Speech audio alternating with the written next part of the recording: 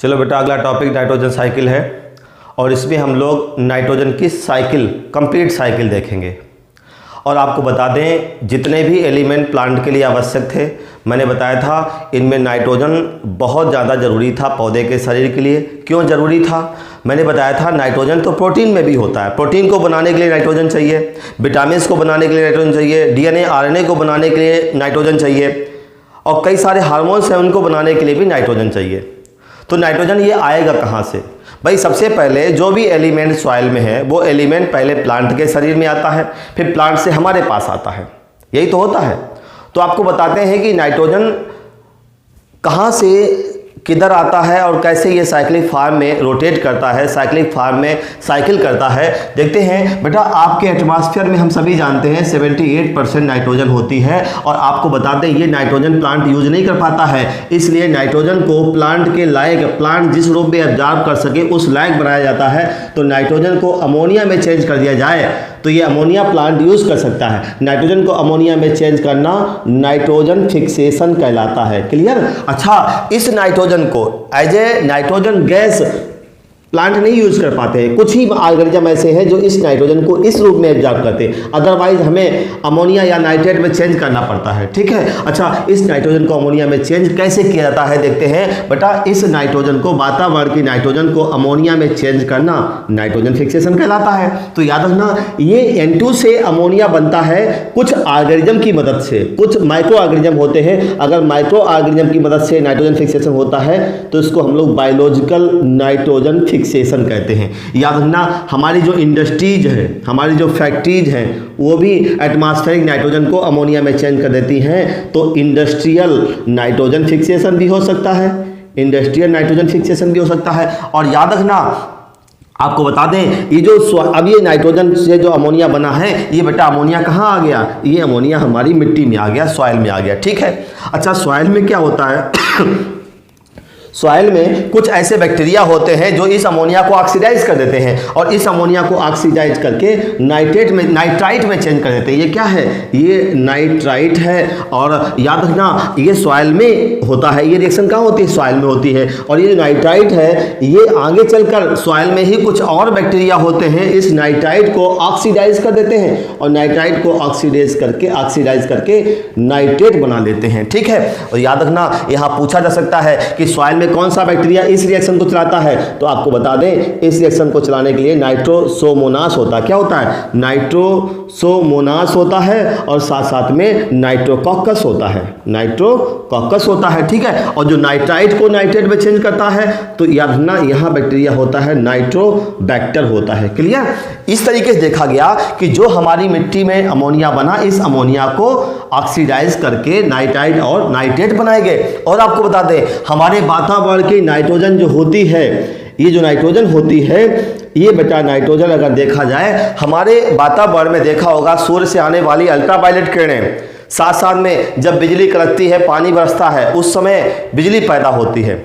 साथ साथ में हमारे कार, मोटरसाइकिल में जो डीजल पेट्रोल जलता है, अगर जंगल में आग लग जाए, ठीक है, और कभी इंडस्ट्रीज में जो गर्मी पैदा होती है, याद रखना, अगर बेटा टेम्परेचर ज़्यादा वातावरण का हो जाए, अगर किसी भी कारणवश वातावरण का टेम्परेचर अधिक हो जाए, तो ये नाइट्रोजन ऑक्सीजन के साथ रिएक्शन कर जाती है, और नाइट्रोजन ऑक्सीजन के साथ रिएक्शन करके नाइट्राइट या नाइट्रेट बना लेती है।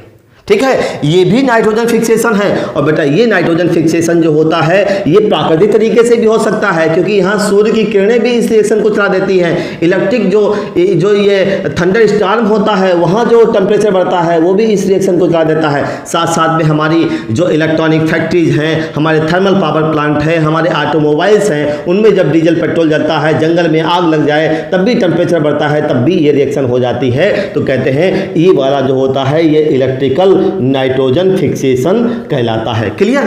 अब देखो, आपने देखा यहाँ पे नाइट्रोजन जो पौधे यूज नहीं कर पा रहे थे, उसको ऐसे रूप में चेंज करा गया जिससे कि पौधे यूज कर लें। ठीक है? अच्छा, यहीं पे बता दें बेटा, ये जो नाइट्रेट है, कभी कभी क्या होता है, ये नाइट्रेट पुनः नाइट्रोजन में चेंज हो जाती है। सॉइल में ही कुछ बैक्टीरिया होते हैं जो नाइट्रेट को रिड्यूस कर देते हैं और रिड्यूस करके नाइट्रोजन में चेंज कर देते हैं। ऐसे बैक्टीरिया का नाम पूछा जाता है थायोबैसिलस है। क्या नाम है?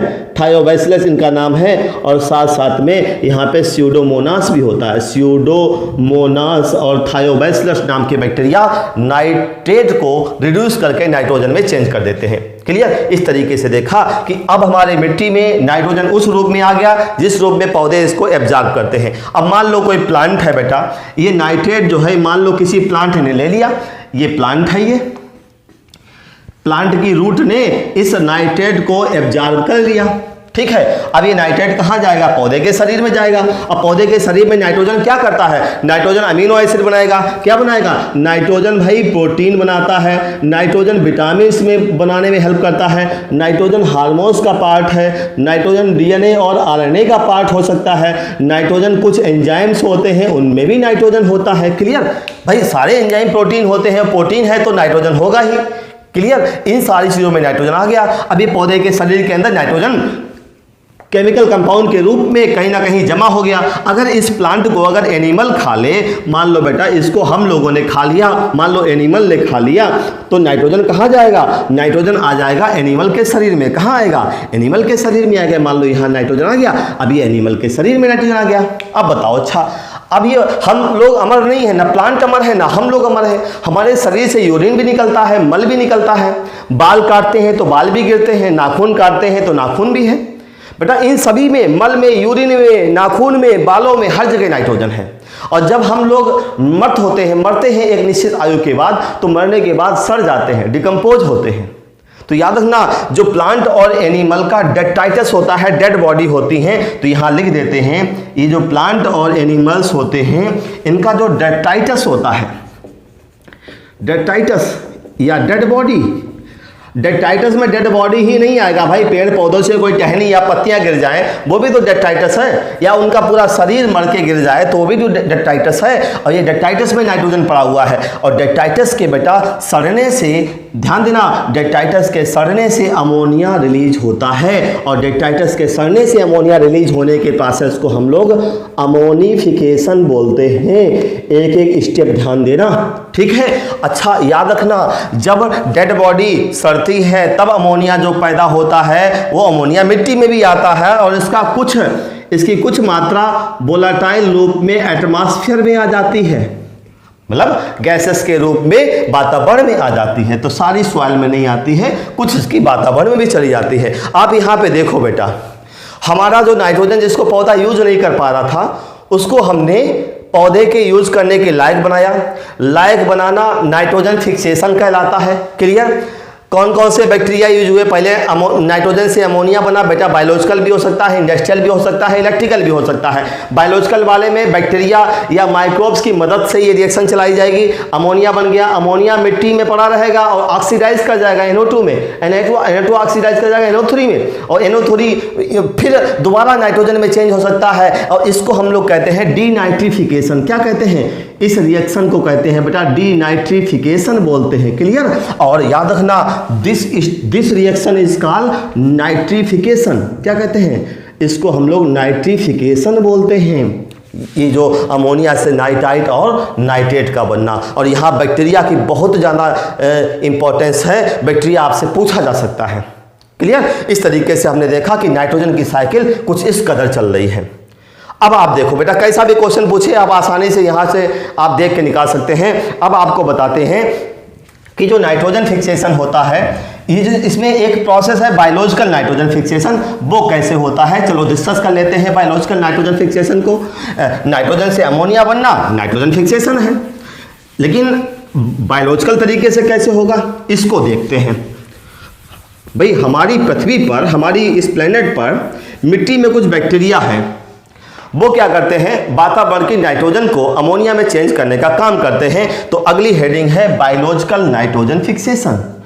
बायोलॉजिकल नाइट्रोजन फिक्सेशन, ध्यान देना बेटा, अगर नाइट्रोजन को अमोनिया में चेंज कर दिया जाए, नाइट्रोजन को अमोनिया में चेंज कर दिया जाए और माइक्रोब्स की मदद से, मतलब लिविंग ऑर्गेनिज्म की मदद से, तो इसको हम लोग कहते हैं बायोलॉजिकल नाइट्रोजन फिक्सेशन। और जो माइक्रोब्स इस रिएक्शन को चलाते हैं उनको नाइट्रोजन फिक्सर कहते हैं। क्या कहते हैं? Nitrogen fixer. और नाइट्रोजन फिक्सर क्या है? प्रोकैरियोट्स होते हैं। क्या होते हैं? एक एक चीज ध्यान देना, नाइट्रोजन फिक्सर जो होते हैं ये प्रोकैरियोट्स होते हैं। और सारे प्रोकैरियोट नहीं, सर्टेन प्रोकैरियोट होते हैं। सर्टेन प्रोकैरियोट को भगवान ने वरदान दे रखा है, उनके शरीर में, उसके शरीर में जो डीएनए है, डीएनए के पास एक जीन दे रखा है, उस जीन को निफ जीन कहते हैं। क्या कहते हैं? ये बेटा जो प्रोकैरियोट होते हैं इनके डीएनए में एक जीन है, उस जीन को कहते हैं निफ जीन। और निफ जीन का पूरा नाम पता क्या है? नाइट्रोजन फिक्सिंग जीन होता है इनके पास में। और इस जीन की मदद से ये जो माइक्रोब्स होते हैं एक प्रोटीन बनाते हैं, उस प्रोटीन का नाम है नाइट्रोजिनेज। क्या नाम है? नाइट्रोजिनेज। और बेटा ये एंजाइमेटिक प्रोटीन है। क्या है ये? Enzymatic protein. तो मैंने बताया कि कुछ प्रोकैरियोट को वरदान है कि मालिक हमारा नाम बदनाम है, हम तो हमेशा बीमारी काज करने के लिए जाने जाते हैं, इंसान हमको जो है दुश्मन समझता है, मालिक हमको किसी लायक बनाओ, हमको अच्छा बनाओ। तो भगवान ने क्या किया? इन बैक्टीरिया, इन माइक्रोब्स के अंदर इनके डीएनए में एक जीन जोड़ दिया और ये जीन नाइट्रोजिनेज है। और ये नाइट्रोजिनेज जीन जो है ये N2 को अमोनिया में चेंज करवाएगा। तो याद रखना, ये जो रिएक्शन होती है, ये रिएक्शन को चलाने के लिए जो एंजाइम यूज होता है, नाम क्या है इसका? नाइट्रोजिनेज नाम का एंजाइम है। और ये एंजाइम तभी काम करेगा, इस रिएक्शन को तभी चलाएगा जब ऑक्सीजन नहीं होनी चाहिए, एनएरोबिक कंडीशन हो, तभी ये रिएक्शन चल पाएगी। क्लियर? अच्छा, अब जिनके पास ये एंजाइम है उनको ही हम कहते हैं नाइट्रोजन फिक्सर एंजाइम। ठीक है। अभी जो नाइट्रोजन फिक्सिंग, बायोलॉजिकल नाइट्रोजन फिक्सेशर जो होते हैं, जो इस रिएक्शन को चलाते हैं बेटा, ये जो होते हैं ये फ्री लिविंग भी होते हैं। जो नाइट्रोजन फिक्सेशन करने वाले ऑर्गेनिज्म हैं वो फ्री लिविंग भी होते हैं और साथ साथ में सिम्बियोटिक भी होते हैं। ध्यान देना, यहाँ से क्वेश्चन बन सकता है। मतलब कुछ ऐसा करेंगे, जब नाइट्रोजन फिक्सेशन करेंगे तो स्वतंत्र रूप से करते हैं, किसी का सहारा नहीं लेते हैं, किसी के साथ रह के नाइट्रोजन फिक्सेशन नहीं करते हैं। और कुछ ऐसे होते हैं जो जिनको किसी का सहारा चाहिए, किसी का साथ चाहिए, तभी नाइट्रोजन फिक्सेशन कराते हैं। तो जो बेटा फ्री लिविंग वाले होते हैं माइक्रोब्स और नाइट्रोजन फिक्सेशन करते हैं, उनमें उनके लिए क्या है? उनके लिए मैं एक तरीका बताता हूँ, एक ट्रिक बताता हूँ बेटा। आजू बाजू रहने वाले मैंने बताया है आपको कि अक्सर कर देखा होगा, जब कोई नेता या पॉलिटिशियन आपके शहर में होता है तो उसके आसपास कई सारे लोग बैठे रहते हैं, उसकी जी हुजूरी करते रहते हैं, आजू बाजू लगे रहते हैं। ठीक है, उनके पास कोई काम नहीं होता है, न घर का काम होता है न कहीं का, सिर्फ नेता के आसपास ही लगे रहते हैं। तो वो क्या होते हैं? आजू बाजू। और वो कैसे होते हैं? फ्री लिविंग होते हैं। कैसे होते हैं? फ्री लिविंग, हमेशा उन्हीं के साथ रहते हैं। तो याद रखना, आपको ये ट्रिक याद रखनी चाहिए कि आजू बाजू रहने वाले कैसे होते हैं? Free living. और बेटा आजू से है एजोटोबैक्टर। क्या है? एजोटोबैक्टर। बाजू से है बीजेरिनिकिया है ये। साथ साथ में रहने से है रोडोस्पाइरलम। क्या है? रोडोस्पाइरलम। और बाले से है बैसिलस। ये बेटा जितने भी होते हैं माइक्रोब्स, ये नाइट्रोजन फिक्सेशन करते हैं, लेकिन किसी के साथ रह के नहीं, अकेले कर लेते हैं। तो आजू बाजू रहने वाले फ्री लिविंग होते हैं। और मैं एक और जोड़ देता हूँ, आजू बाजू रहने वाले लोग जो होते हैं वो क्लोज हो जाते हैं नेता के, नेता से कोई भी काम करवा लेते हैं, मतलब बहुत करीबी हो जाते हैं। और यहाँ क्लोज मैंने अलग से जोड़ा है, और क्लोज से है क्लॉस्ट्रीडियम। क्या है? क्लॉस्ट्रीडियम। एनसीईआरटी में क्लॉस्ट्रीडियम का नाम नहीं लिखा है। ये भी कैसा है? फ्री लिविंग नाइट्रोजन फिक्सर है। क्लियर? तो याद ना, आपसे पूछा जा सकता है कि नाइट्रोजन फिक्सेशन क्या सिर्फ फ्री लिविंग ही करते हैं? नहीं, फ्री लिविंग तो करते ही हैं, साथ साथ में सिम्बियोटिक तरीके से भी नाइट्रोजन फिक्सेशन करने वाले होते हैं। और यहाँ पे आपको बता दें, यहाँ बेटा आजू और बाजू जो होते हैं ये दोनों होते हैं एरोबिक। कैसे होते हैं? एरोबिक। और रहने वाले क्लोज जो रोडोस्पाइरलम, बैसिलम और क्लॉस्ट्रीडियम होते हैं, ये तीनों होते हैं एनएरोबिक। कैसे होते हैं? एनएरोबिक। तो आपको बता दें, जो रोडोस्पाइरलम है, जो बैसिलस है और जो क्लॉस्ट्रीडियम है, ये होते हैं एनएरोबिक नाइट्रोजन फिक्सर, लेकिन free living anaerobic nitrogen fixer. ठीक है। और आजू और बाजू मतलब एजोटोबैक्टर और बीजेरिनिकिया कैसे होते हैं? Free living aerobic nitrogen fixation, मतलब इनको ऑक्सीजन चाहिए तभी नाइट्रोजन फिक्सेशन कर पाएंगे। अच्छा, अब सिम्बियोटिक वालों को देख लेते हैं। बेटा कुछ बैक्टीरिया ऐसे थे वो भगवान के सामने हाथ जोड़ लिए कि मालिक हम अकेले ये काम नहीं कर पाएंगे नाइट्रोजन फिक्सेशन करने का, हम किसी के साथ रह के करेंगे। तो अब बात आई साथ कौन निभाए, तो मैं बता दूं भगवान के बगल में 2 चीज़ें बैठी थी। बैक्टीरिया भी बैठे थे जो नाइट्रोजन फिक्सेशन करने का ताकत लिए बैठे, नाइट्रोजन फिक्सेशन करने का जिनको आशीर्वाद मिला, और एक तरफ दालें बैठी थी। दालें भी बड़ा मायूस थी, बोली कि मालिक हमको इंसान के लायक बनाओ, इंसान हमें ज़्यादा पसंद करे। अरे भाई आप दालों को क्यों पसंद करते हैं? क्योंकि दालों में प्रोटीन होता है। जब भी आप बीमार होते हैं डॉक्टर आपको दाल ही सजेस्ट करता है।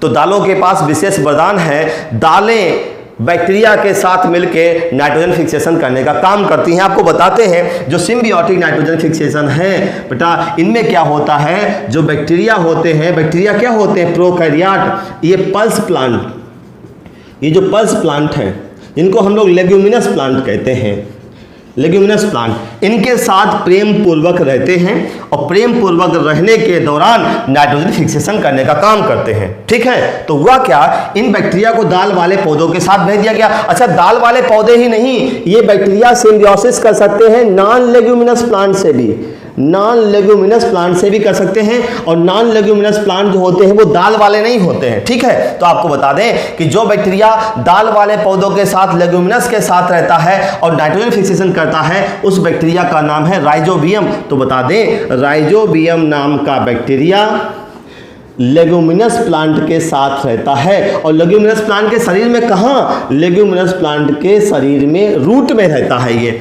और रूट में रह के नाइट्रोजन फिक्सेशन करता है। और याद रखना, जो बैक्टीरिया नॉन लेग्यूमिनस के साथ रहते हैं उसका बताते हैं बेटा। एक बैक्टीरिया होता है फ्रैंकिया, क्या नाम है, फ्रैंकिया, ये जड़ों में रहता है और सिम्बियोटिकली रहता है। और किन जड़ों में रहता है, ये रहता है नॉन लेग्यूमिनस प्लांट की, जो दाल वाले नहीं होते, नॉन लेग्यूमिनस प्लांट। और एक नॉन लेग्यूमिनस प्लांट का नाम एनसीईआरटी में लिखा है एल्नस, क्या नाम है, एल्नस। और मैं एक और बताता हूँ, कैसुरना, कैसुरना जो है, एल्नस और कैसुरना ये दोनों नॉन लेग्यूमिनस प्लांट हैं। और यहाँ पर भी नाइट्रोजन फिक्सेशन होता है, जड़ों में ही बैक्टीरिया रहता है, लेकिन बैक्टीरिया का नाम क्या है, फ्रैंकिया और राइजोबियम। बेटा ये फ्रैंकिया और राइजोबियम तभी नाइट्रोजन फिक्सेशन करते हैं जब ये इन पौधों की जड़ों में रहते हैं। अगर जड़ों में नहीं है तो ये नाइट्रोजन फिक्सेशन कर ही नहीं पाएंगे, जब ये दोनों साथ होंगे तभी कर पाएंगे। तो आपसे पूछा जाए, जब ये फ्री लिविंग कंडीशन में होंगे तो क्या नाइट्रोजन फिक्सेशन करेंगे? अरे भाई फ्री लिविंग कंडीशन में नाइट्रोजन फिक्सेशन कर ही नहीं पाते हैं, क्योंकि एंजाइम चाहिए। एंजाइम तो है, लेकिन एंजाइम के लिए एनएरोबिक कंडीशन चाहिए, एनएरोबिक कंडीशन मिल ही नहीं पाएंगी। अगर बेटा फ्री लिविंग है और एरोबिक कंडीशन है तो ये नाइट्रोजन फिक्सेशन नहीं कर पाते हैं। ध्यान देना, ये तभी करेंगे जब ये दोनों साथ साथ हैं, मतलब सिम्बियोटिक रिलेशन में हैं। क्लियर? अच्छा, अब हम बताते हैं कि जो दाल वाले पौधे हैं, दाल वाले पौधों के अंदर अगर ये घुसते हैं, जाते हैं और नाइट्रोजन फिक्सेशन करते हैं तो जड़ों के अंदर जाते हैं। तो जड़ों के अंदर क्या होता है, एक गांठ बना लेते हैं, उस गांठ का नाम है रूट नोड्यूल। क्या नाम है? चलो हम देखते हैं। दाल वाले पौधों के शरीर के अंदर गए तो गांठें कैसे बनती हैं जड़ों में, नोड्यूल कैसे बनती हैं, इसको देखते हैं। इंपॉर्टेंट टॉपिक है ये, क्वेश्चन यहाँ से पूछते हैं एग्जाम में। चलो देखते हैं नोड्यूल फॉर्मेशन, रूट नोड्यूल देखते हैं। रूट नोड्यूल गांठ कैसे बनती है। जैसे मान लो बेटा कोई दाल वाला पौधा है, मैं दाल वाले पौधे को बनाता हूँ। जैसे मान लो ये पौधा है, ये पौधे के अंदर रूट चली गई और ये इसकी पत्तियाँ हैं। अब यहाँ रूट है तो यहाँ पे इस तरीके से शाखाएं भी निकलेगी। याद रखना दाल वाला पौधा डाइकाट है, डाइकाट में टैप रूट होती है। तो याद रखना इसी टैप रूट में जगह जगह पर ऐसे गांठें पाई जाती हैं और ये गांठें बेटा होती हैं एक बैक्टीरिया की मदद से बनती हैं। उस बैक्टीरिया का नाम क्या है? राइजोबियम। और मैंने दाल वाला पौधा जो लिया है ये पल्स प्लांट है। क्या है? Pulse plant. और पल्स प्लांट में क्या लिया है मैंने? सोयाबीन लिया। सोयाबीन एक लेग्यूमिनस प्लांट, पल्स प्लांट है। ये गांठें बन जाती हैं और ये गांठें बैक्टीरिया की मदद से बनती हैं। इन गांठों को ही तो रूट नोड्यूल बोलते हैं। क्या बोलते हैं? Root nodule. और ये बेटा रूट नोड्यूल तभी बनेगी जब बैक्टीरिया पास आएगा। तो आपको बताते हैं होता क्या है बेटा। इस रूट को हम थोड़ा सा इसकी एनाटॉमी, इसको एनाटॉमिकल पोजीशन में लेते हैं, तब इसको बताते हैं। हमने क्या किया, रूट की एनाटॉमी बनाई। बेटा रूट के ऊपर एक झिल्ली होती है, उसको हम लोग एपिब्लेमा कहते हैं। क्या कहते हैं? एपिब्लेमा कहते हैं। इस तरीके से एपिब्लेमा होती है और इस एपिब्लेमा में रूट हेयर होते हैं। क्या होते हैं? ऐसे रूट हेयर पाए जाते हैं। ऐसे देखो रूट हेयर मैंने बना दिए, इस तरीके से रूट हेयर होते हैं। और याद रखना ये जो रूट हेयर होते हैं ये यूनिसेलुलर होते हैं। कैसे होते हैं? यूनिसेलुलर रूट हेयर होते हैं। अब इस एपिब्लेमा के बाद क्या होती है? कॉर्टेक्स होती है। चलो हम कॉर्टेक्स ही बना देते हैं। ये क्या है? ये कॉर्टेक्स की सेल होती है। चलो जल्दी जल्दी बनाते हैं इनको। कॉर्टेक्स की सेल हो गई, कॉर्टेक्स की सेल हो गई।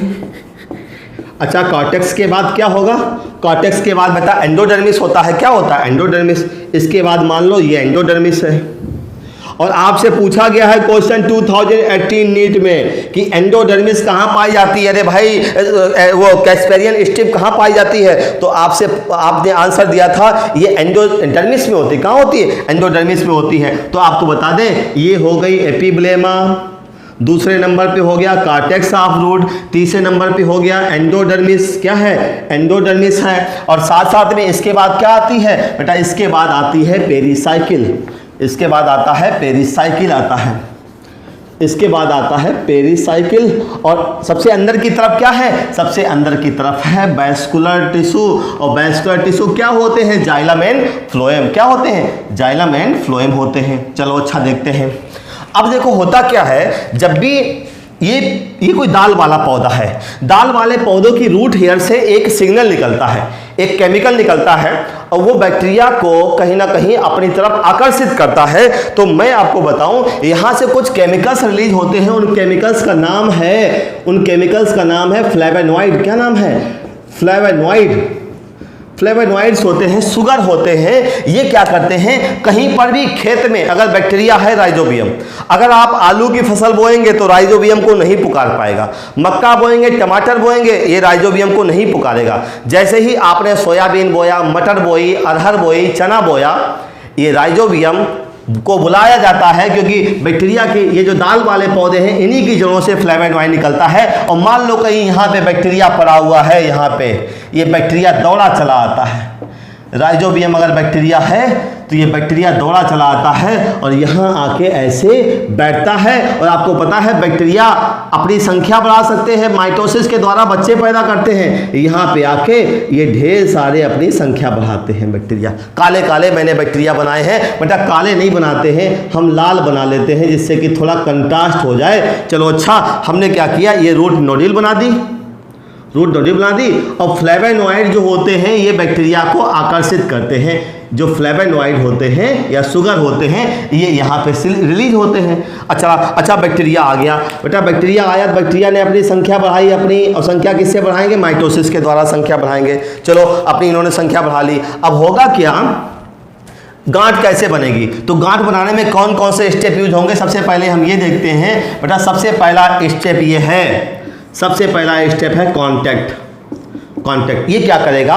ये ध्यान देना, ये जो रूट हेयर है इसके संपर्क में आएगा और जैसे ही संपर्क में आएगा, संपर्क में आने को कांटेक्ट कहते हैं। ये संपर्क में आने से पहले अपनी संख्या बढ़ाता है और फिर क्या करता है? संपर्क में आने के बाद ये बैक्टीरिया इस रूट हेयर के अंदर पेनिट्रेट कर जाता है, रूट हेयर के अंदर ऐसे घुस जाता है। बताओ किसी को अंदर अगर कोई भी बैक्टीरिया, कोई भी एजेंट अगर हमारे अंदर आता है, इसको इन्फेक्शन कहते हैं। क्या कहते हैं? इन्फेक्शन। तो याद रखना, दूसरा स्टेप, सबसे पहला स्टेप होता है कांटेक्ट होना, दूसरा स्टेप होता है इन्फेक्शन। और जैसे ही बैक्टीरिया दाल वाले पौधे की रूट हेयर में घुसती हैं, रूट हेयर इसके स्वागत के लिए अपनी बाहें फैलाता है, अपनी बाहों को मोड़ लेता है। तो याद रखना, जैसे ही बाहें मुड़ती हैं तो याद रखना बाहें मोड़ने की तरह ये भी अपना बाहें मोड़ता है। इसका रूट हेयर जो होता है ये कर्ल हो जाता है। जैसे बैक्टीरिया अंदर आता है रूट हेयर कर्ल हो जाता है। तो आपसे पूछा जा सकता है कि curling of root hair contact के दौरान होती है या इन्फेक्शन के दौरान?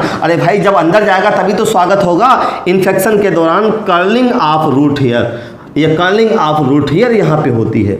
हर चीज ध्यान देना। फिर तीसरे नंबर पे क्या स्टेप आएगा? तीसरे नंबर पे स्टेप आएगा जब ये अंदर आ गए तो दाल वाला पौधा कहता है अरे भाई स्वागत है आपका, आपको जहाँ चलना है, जहाँ मैंने आपके लिए व्यवस्था करी है वहाँ चलो। तो इस तरीके से चलने लगता है और कहीं ना कहीं कॉर्टेक्स सेल के अंदर आके बैठ जाते हैं। ये कॉर्टेक्स रीजन है, मान लो यहाँ पे आके बैठ गया। अच्छा मैं बता दूं, राइजोबियम जो होता है ये रॉड सेप बैक्टीरिया है। कैसा है ये? रॉड सेप बैक्टीरिया है ये, ठीक है। अच्छा देखो फिर तीसरे नंबर पे क्या है? तीसरे नंबर पे ऐसे लगता है कि बैक्टीरिया जब अंदर जाने लगा, अगर इसको हम लोग माइक्रोस्कोप से देखें, इसका स्कैन करें तो धागा जैसा नजर आता है। और ये धागा क्या है? ये धागा इन्फेक्शन का धागा है। भाई इन्फेक्शन का धागा बैक्टीरिया का धागा है, तो कहते हैं ये जो इन्फेक्शन है, इन्फेक्शन के बाद में क्या होगा, इन्फेक्शन के बाद ध्यान देना ये बैक्टीरिया अंदर की तरफ चलते हैं, अंदर की तरफ चलना मूवमेंट कहलाता है। और मूवमेंट ध्यान देना, जब ये मूव करते हैं अंदर की तरफ जाते हैं तो क्या होगा, एक धागा सा बन जाता है और उस धागे को हम लोग कहते हैं इन्फेक्शन थ्रेड कहते हैं, इन्फेक्शन थ्रेड कहते हैं। और चौथा नंबर बेटा ये धागा आ गया, धागा अंदर बैक्टीरिया को लाया और कार्टेक्स की सेल के अंदर आ गया, ये कार्टेक्स की सेल के अंदर आएगा, यहाँ इसका रहने की स्थान है, यहाँ इसको खाना पानी मिलेगा, ये बैक्टीरिया लंबा लंबा सा हो जाता है। और जब ये बैक्टीरिया लंबा लंबा सा हो जाता है तो इसको कहते हैं बैक्टीरियोइड, क्या बोलते हैं, बैक्टीरियोइड बोलते हैं। अब ये बैक्टीरियोइड क्या करेगा, ये बैक्टीरियोइड अब दाल वाले पौधे की सेल से कहेगा कि हम दोनों लोगों को भगवान ने किस लिए साथ भेजा है, नाइट्रोजन फिक्सेशन करने के लिए। अब नाइट्रोजन फिक्सेशन के लिए क्या क्या चाहिए, दोनों लोग मिलकर व्यवस्था करते हैं। तो याद रखना ये क्या करता है, बैक्टीरिया और राइजोबियम, बैक्टीरिया और दाल वाला पौधा स्वयं, ये दोनों मिलकर एक ऐसा पिगमेंट बनाते हैं जो ऑक्सीजन स्कैवेंजर होता है। उस पिगमेंट का नाम है लेग हीमोग्लोबिन। क्या नाम है, लेग हीमोग्लोबिन। और आपको मैंने पहले ही बताया था कि बेटा अगर नाइट्रोजन फिक्सेशन करना है, नाइट्रोजन से अमोनिया बनाना है with the help of nitrogenase, तो ऑक्सीजन नहीं होनी चाहिए, क्योंकि नाइट्रोजनेज तभी काम करेगा जब ऑक्सीजन फ्री वातावरण हो, एनएरोबिक कंडीशन हो। तो ये बैक्टीरिया और पल्स प्लांट दोनों मिलके एक पिगमेंट बनाते हैं लेग हीमोग्लोबिन। और ये अगर ऑक्सीजन है यहाँ पे तो ऑक्सीजन को खींच लेता है, ऑक्सीजन को खा जाता है। इसको ऑक्सीजन स्कैवेंजर कहते हैं। क्या कहते हैं, ऑक्सीजन स्कैवेंजर कहते हैं इसको। इस तरीके से लेग हीमोग्लोबिन बनाया गया। लेग हीमोग्लोबिन में बैक्टीरिया अकेले हिस्सा नहीं लेता है, बैक्टीरिया और दाल वाला पौधा दोनों हिस्सा लेते हैं, ठीक है।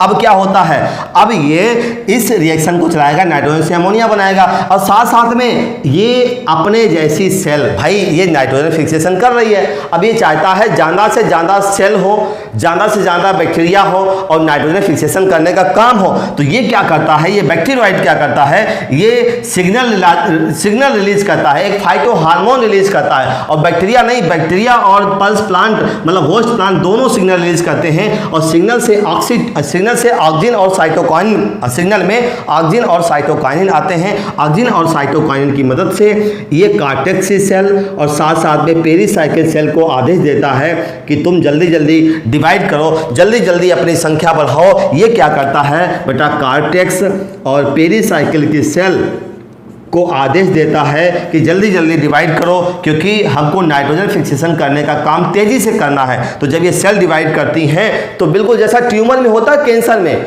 सेल डिवाइड करती है तो मास ऑफ सेल बन जाता है, जिसको हम लोग कैलस कहते हैं या गांठ कहते हैं। यहाँ पर भी ऐसा ही होता है, जब ये ऑक्सीजन और साइटोकाइनिन की मदद से कार्टेक्स और पेरीसाइकिल को आदेश दिया जाता है तो ये बेटा सेल बहुत तेजी से डिवाइड करती हैं। अब बताओ जब सेल डिवाइड करेंगी तो क्या होगा, ढेर सारी सेल का गुच्छा बन जाएगा। ढेर सारी सेल का गुच्छा ही तो गांठ होता है। क्या होता है, गांठ होता है। इस तरीके से रूट में गांठ पड़ जाएगी, रूट में नोड्यूल बन जाएगा। ये नोड्यूल में कौन कौन सी सेल डिवाइड करी बेटा, कार्टेक्स और पेरीसाइकिल की सेल डिवाइड करी। इनको डिवाइड करने का संदेश कहाँ से आया, होस्ट और बैक्टीरिया से। और ये संदेश के रूप में क्या थे, ऑक्सीजन और साइटोकाइनिन। क्लियर। अब इस तरीके से गांठ बन गई। अब तेजी से नाइट्रोजन फिक्सेशन होने लगता है, नाइट्रोजन से अमोनिया बनने लगती है। क्लियर। अच्छा ध्यान देना, अब ये अगर सेल हैं और ये जिंदा सेल हैं तो इनको भोजन चाहिए, पानी चाहिए। और अब ज़्यादा सेल है तो ज़्यादा पानी, ज़्यादा भोजन की आवश्यकता है। तो क्या होता है, भोजन पानी कहाँ से आए, तो जो बेटा गांठ होती है ना, ये जो गांठ बनी है, ये गांठ का कनेक्शन वैस्कुलर टिश्यू से हो जाता है। और आपको पता है वैस्कुलर टिश्यू में जाइलम के पास क्या है, पानी, जाइलम के पास क्या है, मिनरल्स, ठीक है। और फ्लोएम के पास क्या है, फ्लोएम के पास बेटा फूड है। इस तरीके से याद रखना, इनको भोजन, पानी और मिनरल्स जो भी चीज़ें इनके लिए आवश्यक हैं वो इनको वैस्कुलर टिश्यू से मिलने लगती है। तो नेक्स्ट स्टेप जो होता है उसको कहते हैं नोड्यूल वैस्कुलर कनेक्शन। क्या है, नोड्यूल वैस्कुलर कनेक्शन।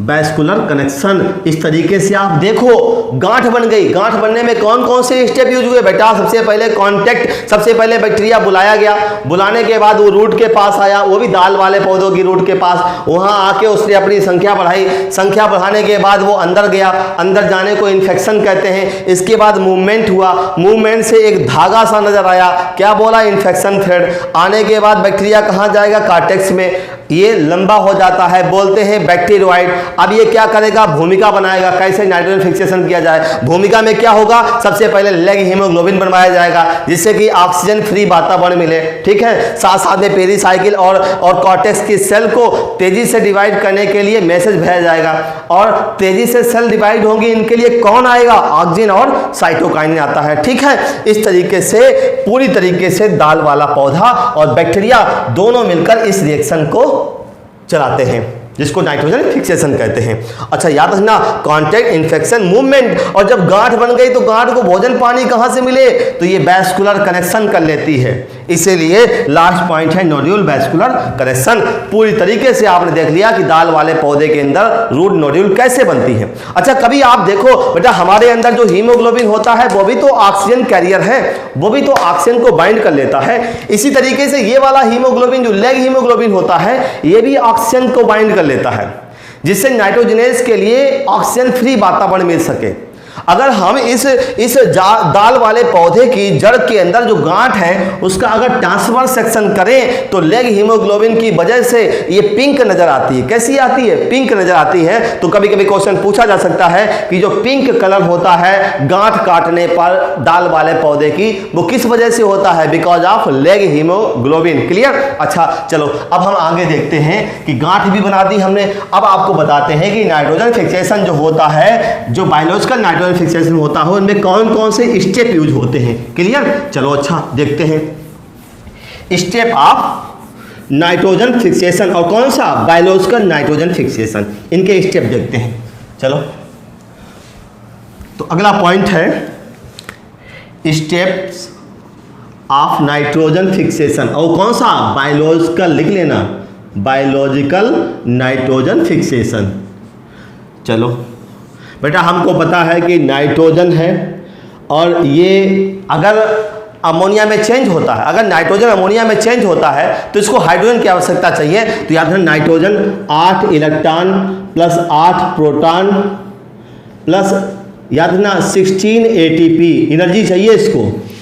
ये सब चीज़ें आपस में मिल जाते हैं, 16 ATP भी हैं, और 16 ATP मिलके अमोनिया का फॉर्मेशन करते हैं, और 2 नाइट्रोजन है तो 2 अमोनिया के मॉलिक्यूल बनेंगे। और मैंने क्या किया? 6 प्रोटॉन लिए, 8 प्रोटॉन लिए, तो और हाइड्रोजन भी बनेगा, यहाँ पे हाइड्रोजन बनेगा। साथ साथ में क्या होगा बेटा? 16 ATP लिए, ये 16 ADP में चेंज हो जाएंगे, ADP, और साथ साथ में 16 इनऑर्गेनिक फास्फेट बनेंगे। इस तरीके से देखो आप पूरी रिएक्शन यहाँ पे इस तरीके से होती है। आपसे पूछा जाए कि बायोलॉजिकल नाइट्रोजन फिक्सेशन में जो मेन कॉम्प्लेक्स रिएक्शन है वो क्या है बेटा? नाइट्रोजन इतना, ये 16 ATP यूज हुए यहाँ, और ये ATP पता कहाँ से आते हैं? ये ATP पल्स प्लांट से आते हैं। कहाँ से आते हैं? होस्ट प्लांट से आते हैं। होस्ट प्लांट रेस्पायरेशन से आते हैं। आपको बता दें दाल वाला पौधा जो रेस्पायरेशन करता है ना, वहीं से ये 16 ATP आते हैं इस रिएक्शन को चलाने के लिए। बेटा अगर दो अमोनिया बनते हैं तो 16 ATP, और एक अमोनिया बनेगा तो कितने? 8 ATP। ये भी कभी कभी पूछ लेते हैं, ठीक है। इस तरीके से याद रखना।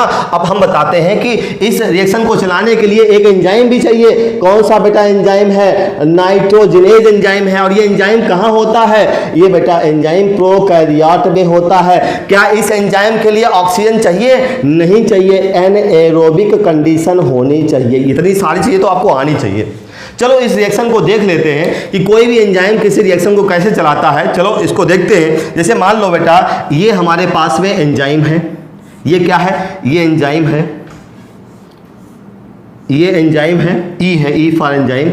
और कौन सा एंजाइम है? ये एंजाइम है नाइट्रोजनेज। और याद रखना ये नाइट्रोजन जो एंजाइम है ये हाइड्रोजन से रिएक्शन करेगा। तो सबसे पहले मान लो बेटा इसके पास मैंने क्या किया, इसमें हमने क्या किया, इसमें क्या है? इस एंजाइम में नाइट्रोजन मैंने यहाँ जोड़ दिया, यहाँ पे नाइट्रोजन, और यहाँ नाइट्रोजन, इस तरीके से नाइट्रोजन जुड़ा हुआ है, ठीक है। अब क्या करेगा? ये नाइट्रोजन हाइड्रोजन से रिएक्शन करेगा।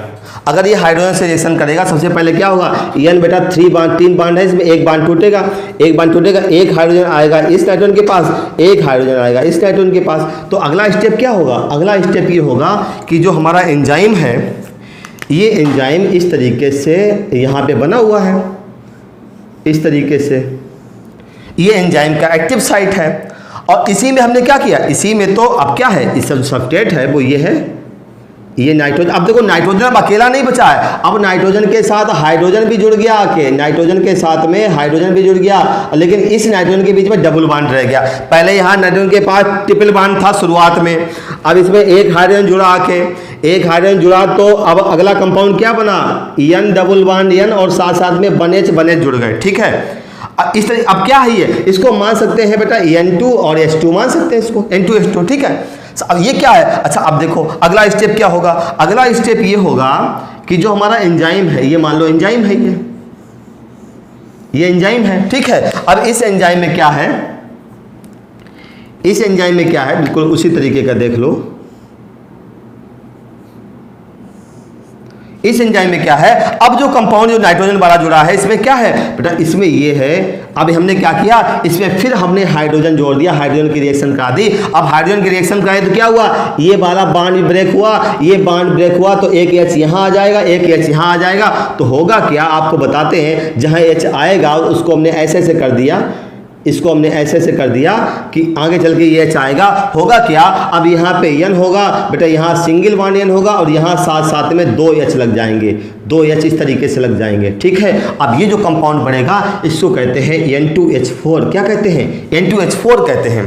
ठीक है, अब आप देखो जो अगला कंपाउंड होगा वो क्या होगा, अगले कंपाउंड में क्या होगा, हमने क्या किया बेटा, एंजाइम लिया और इन एंजाइम की ये एक्टिव साइट थी, ये एक्टिव साइट थी। अब हमारे पास क्या है, हमारे पास NH2 है। अब याद रखना, इस NH2 पे अगर हाइड्रोजन की रिएक्शन करा दी जाए तो ये वाला बॉन्ड ब्रेक होगा, ये बॉन्ड ब्रेक होगा तो एक H यहाँ आएगा, एक H यहाँ आएगा, इस तरीके से तो आएगा। देखो होता क्या है, जब ये हाइड्रोजन जुड़ गया तो बेटा N और N, यहाँ पे 3 हाइड्रोजन लग गए, यहाँ पे 3 हाइड्रोजन लग गए और इस नाइट्रोजन से भी 3 हाइड्रोजन लग गए। अरे बिल्कुल सिंपल है, 3 हाइड्रोजन लग गए। अब क्या हुआ, अब ये जो 2 अमोनिया, एक तरीके से 2 अमोनिया बन गए, N के साथ 3 H, इस N के साथ 3 H। तो आगे स्टेप जो होगा उसमें 2 मॉलिक्यूल अमोनिया के बन जाएंगे और साथ साथ में एंजाइम जैसा हमने लिया था शुरुआत में। भाई एंजाइम शुरुआत में कैसा लिया था, हमने एंजाइम शुरुआत में ऐसा लिया था, ऐसा एंजाइम लिया था। साथ साथ में हमने इसकी नाइट्रोजन के साथ रिएक्शन कराई,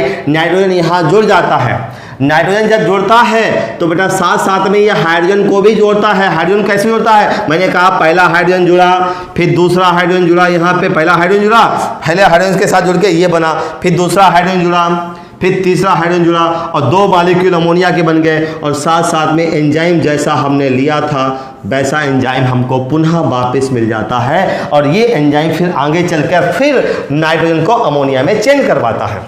इस तरीके से आप देखिए, सबसे पहले हमें क्या हुआ, सबसे पहले बेटा हमने नाइट्रोजन की हाइड्रोजन से रिएक्शन कराई, N2H4 मिला, मतलब N2H4 का मतलब है NH डबल बॉन्ड NH मिला, ये मिला ना। फिर इसके बाद क्या मिला हमको, इसके बाद बेटा मिला NH2 डबल बॉन्ड NH2 मिला हमको, NH2 डबल बॉन्ड NH2। और इसके बाद क्या मिला हमको, 2 मॉलिक्यूल अमोनिया के मिले। ये जो नाइट्रोजन से अमोनिया बना ये सिंगल स्टेप प्रोसेस नहीं था, इसमें कई सारे बीच में और भी इंटरमीडिएट कंपाउंड बनते हैं। इंटरमीडिएट कंपाउंड पूछे जा सकते हैं कि नाइट्रोजन से अमोनिया बनने में कितने इंटरमीडिएट बनते हैं, बेटा 2 इंटरमीडिएट बनते हैं। इस पहला इंटरमीडिएट जो बना था इसका नाम था इमाइड। क्या नाम है, ये इमाइड है।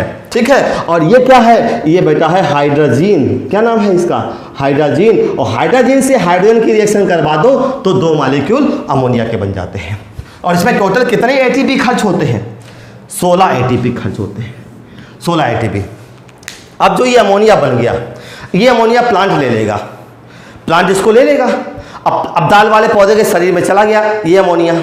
अब ये अमोनिया बेटा दाल वाले पौधे के शरीर के अंदर जाता है। अब इसका आगे क्या फैट है, इसका आगे कैसी इसकी मेटाबॉलिज्म आगे कैसी होगी, इसकी चर्चा करते हैं। सारी चीज़ें ध्यान देना यहाँ पे। जो बेटा हमारा जो अमोनिया बना है नाइट्रोजन फिक्सेशन में, अब वो प्लांट के शरीर के अंदर जाएगा तो क्या करेगा जाके, इसका फैट क्या होगा। तो अगली हेडिंग है fat of ammonia. Fat of ammonia. चलो, अगर ये प्लांट के शरीर में गया अमोनिया, ये अमोनिया प्लांट के शरीर में गया, तो कहते हैं एट फिजियोलॉजिकल पीएच, जो फिजियोलॉजिकल पीएच होती है पौधे के शरीर में, उस फिजियोलॉजिकल पीएच पे इस अमोनिया का, ये जो अमोनिया है इसका प्रोटोनेशन हो जाता है। क्या हो जाता है? अमोनिया का प्रोटोनेशन हो जाता है। अब प्रोटोनेशन होने से अमोनिया चेंज हो जाता है अमोनियम आयन में। क्लियर? अब देखो, पौधा या तो सॉइल से नाइट्रेट के रूप में खींचेगा नाइट्रोजन को, या अमोनिया के रूप में खींचेगा। अगर नाइट्रेट के रूप में खींचा तो वो भी आगे चल के अमोनिया में ही चेंज होगा, फिर अमोनिया से आगे चल के अमीनो एसिड बनेगा जाके। और अगर अमोनिया के रूप में अब जा किया तो याद रखना, जैसे मान लो बेटा ये प्लांट है और ये प्लांट की जड़ें हैं और ये मिट्टी है, तो पौधे जड़ों से, पौधे की जड़ें या तो नाइट्रेट लेंगी या बेटा नाइट्राइट लेंगी या अमोनिया ले सकती हैं। इन्हीं को तो ले सकती हैं, या तो अमोनिया लेंगी, यही तो ले सकती हैं। अगर इन्होंने नाइट्रेट लिया या नाइट्राइट लिया या अमोनिया लिया, इनका पौधे के शरीर के अंदर जाके क्या हुआ, मान लो बेटा अमोनिया लिया, तो अमोनिया का क्या होता है? अमोनिया का प्रोटोनेशन हो जाता है पौधे के शरीर के अंदर। और याद रखना, और अगर पौधे क्या ले सकते हैं? नाइट्रेट भी ले सकते हैं। अगर नाइट्रेट लेंगे तो ये अंदर जाके पौधे के शरीर के अंदर जाके रिड्यूस होगी, और रिड्यूस होकर अमोनिया बनेगा, और अमोनिया से फिर अमीनो एसिड बनेगा, होगा वही। तो क्या होता है, जो अमोनिया अगर बन गया, अमोनियम आयन बन गया, प्रोटोनेशन हो गया, तो ये बेटा अमोनियम आयन जो होता है ये टॉक्सिक है। सारे पौधे इसको यूटिलाइज नहीं कर पाते हैं, इसको सहन नहीं कर पाते क्योंकि जहरीला पदार्थ है। तो क्या होता है, ये जो अमोनियम आयन है इसको अमीनो एसिड में तुरंत चेंज किया जाता है। और इसके लिए दो रिएक्शन होती है बेटा, एक रिएक्शन होती है रिडक्टिव एमिनेशन, एक होती है रिडक्टिव एमिनेशन, बहुत इंपॉर्टेंट है ये। रिडक्टिव एमिनेशन में क्या होता है, ये जो अल्फा कीटोग्लूटेरिक एसिड नाम का एक केमिकल है, अल्फा कीटोग्लूटेरिक एसिड, बेटा इस एसिड से अमोनियम आयन की रिएक्शन हो जाती है, अल्फा कीटोग्लूटेरिक एसिड से रिएक्शन हो जाती है, साथ साथ में NADPH भी लगता है, NADPH, ठीक है। इसकी रिएक्शन हो गई, और रिएक्शन होने से बना क्या, जो अल्फा कीटोग्लूटेरिक एसिड था इसने अमोनिया के साथ रिएक्शन करके एक अमीनो एसिड को जन्म दिया। उस अमीनो एसिड का नाम था ग्लूटामेट। क्या नाम था? ग्लूटामेट, या इसी को ग्लूटामिक एसिड कह सकते हैं। ये अमीनो एसिड है ग्लूटामिक एसिड, ये अमीनो एसिड है, इसका दूसरा नाम ग्लूटामिक एसिड है। और जो मैंने NADPH लिया था ये NADP में चेंज हो जाएगा, NADP में चेंज हो जाएगा। क्लियर? अब ध्यान देना, ये जो NADP में चेंज हुआ, साथ साथ में पूरी रिएक्शन कंप्लीट करो तो बातें और जोड़ लो। इस तरीके ध्यान दो, ये जो अल्फा कीटोग्लूटेरिक एसिड है इससे अमोनिया से रिएक्शन किया, अमोनिया से रिएक्शन करके एक अमीनो एसिड को जन्म दिया। और बेटा यहाँ पे एंजाइम यूज होता है, यहाँ पे एंजाइम यूज होता है ग्लूटामेट डिहाइड्रोजनेज, ग्लूटामेट डिहाइड्रोजनेज नाम का एंजाइम यूज होता है। क्लियर? अब ये जो अमीनो एसिड बना ग्लूटामिक एसिड, मान लो अमीनो एसिड कोई भी होता है, क्या हो सकता है? अब अगली रिएक्शन है ट्रांसएमिनेशन। क्या है? ट्रांसएमिनेशन। अब एक अमीनो एसिड से अलग अलग अमीनो एसिड कैसे बनाए? भाई दाल वाले पौधे के अंदर सिर्फ एक अमीनो एसिड तो होता नहीं है, एक अमीनो एसिड ग्लूटामिक एसिड बन गया।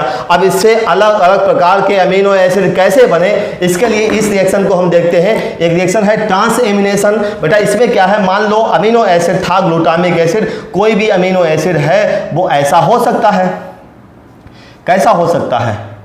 इस तरीके का अमीनो एसिड होता है, COO, यही तो होता है भाई। कोई भी अमीनो एसिड है तो उसके पास में इस तरीके से NH2, यही तो है भाई। एक COO ग्रुप होता है, एक अमीनो ग्रुप होता है। ये मान लो ये जो है ये हमारे पास अमीनो एसिड है भाई। कोई भी अमीनो एसिड बेटा होता है, इसमें क्या होता है, एक कार्बन की 4 वैलेंसी होती है, एक तरफ एल्किल ग्रुप होता है, एक तरफ मान लो हाइड्रोजन है, एक तरफ अमीनो ग्रुप है, और एक तरफ कार्बोक्सिलिक ग्रुप होता है। यही तो होता है अमीनो एसिड, कोई भी अमीनो एसिड ये कंपाउंड होता है। और हमने क्या किया, एक अमीनो एसिड लिया, मान लो ये बेटा अमीनो एसिड में एल्किल ग्रुप R1 है। क्या है? R1 है। अब होगा क्या, अगर इस अमीनो एसिड की रिएक्शन अगर हम किसी कीटो एसिड से करा लें, मान लो कीटो एसिड माला, बेटा ये कीटो एसिड में जो एल्किल ग्रुप है वो R2 है और ये C है, और याद रखना यहाँ पे COO माइनस, ये कीटो एसिड है। क्या है ये कीटो एसिड है ये।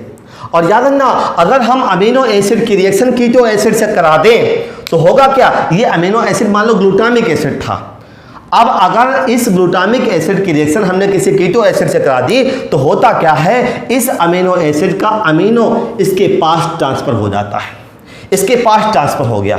अमीनो का ट्रांसफर होना ट्रांसएमिनेशन कहलाता है। तो इससे रिएक्शन में प्रोडक्ट क्या बनते हैं, जो ये वाला कीटो एसिड है ये बन जाता है अमीनो एसिड। तो जो कीटो एसिड बनेगा वो R2 का, सॉरी जो अमीनो एसिड बनेगा वो R2 का बनेगा, R2CH NH2COO, इस तरीके से यहाँ NH3 जोड़ दो, ये बन गया अमीनो एसिड। अमीनो दो पहले अमीनो एसिड था R1 का, अब इसने रिएक्शन करी कीटो एसिड से, तो इसका अमीनो इसके पास आ गया। तो हुआ क्या, ये जो कीटो एसिड था बेटा, ये जो कीटो एसिड था ये क्या था, अमीनो एसिड। ये कीटो एसिड अब आगे चल के अमीनो एसिड में चेंज हो जाएगा, और जो अमीनो एसिड था वो बेटा कीटो एसिड में चेंज हो जाएगा। तो हुआ ये कि अमीनो एसिड चेंज हो गया कीटो एसिड में, और कीटो एसिड चेंज हो गया अमीनो एसिड में, ये रिएक्शन हो गई। तो आप ध्यान देना, इस रिएक्शन का नाम है ट्रांसएमिनेशन। यहाँ जो एंजाइम यूज हुआ उसका नाम था ट्रांसएमिनेज। क्लियर बच्चों, यहाँ ध्यान दो, ट्रांसएमिनेशन, मैंने एक अमीनो एसिड बना दिया, अल्फा कीटोग्लूटारिक एसिड से रिएक्शन करा के ग्लूटामिक एसिड बनाया। ग्लूटामिक एसिड एक अमीनो एसिड है, अब उससे अलग अलग अमीनो एसिड कैसे बने, इसके लिए रिएक्शन आई ट्रांसएमिनेशन। बेटा इसमें हमने क्या किया, अमीनो एसिड की रिएक्शन कराई किसी कीटो एसिड से। यहाँ R2 में कुछ भी ले सकते हैं। हुआ क्या, इस अमीनो एसिड का अमीनो ग्रुप इसके पास चला गया, जिससे ये कीटो एसिड अमीनो एसिड में कन्वर्ट हो गया ना, R2 ही तो अमीनो एसिड में कन्वर्ट हुआ। ये क्या है, ये अमीनो एसिड है, ये क्या है, कीटो एसिड। तो इस तरीके से इस रिएक्शन से अलग अलग टाइप के पौधे के शरीर के अंदर अमीनो एसिड बनने लगते हैं। तभी तो डॉक्टर दाल खाने को बोलता है, क्योंकि दाल में प्रोटीन है, दाल में प्रोटीन है, क्योंकि दाल वाले पौधों के पास वरदान है नाइट्रोजन फिक्सेशन करने का। अच्छा अब आप बताते हैं, अभी जो अमीनो एसिड बन गए, ये जो ग्लूटामिक एसिड है या अस्पार्टिक एसिड है कोई है, पौधे के शरीर में क्या होता है, जो नाइट्रोजन कंटेनिंग कंपाउंड होते हैं उनमें से अमाइड भी होते हैं। क्या होते हैं, अमाइड। देखते हैं अमाइड क्या होते हैं। एमाइड क्या होते हैं, बेटा पौधे के शरीर में दो अमाइड होते हैं। अमाइड में एक बेटा अमाइड है एस्पार्जिन और एक है ग्लूटामीन। ये अमाइड होते हैं।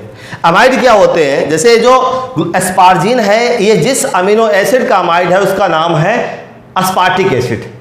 ये अमाइड क्या होते हैं, जैसे मान लो बेटा कोई भी अमीनो एसिड है, जैसे मान लो ये R1 है, R1CH NH2COOH, ये मान लो कोई अमीनो एसिड है।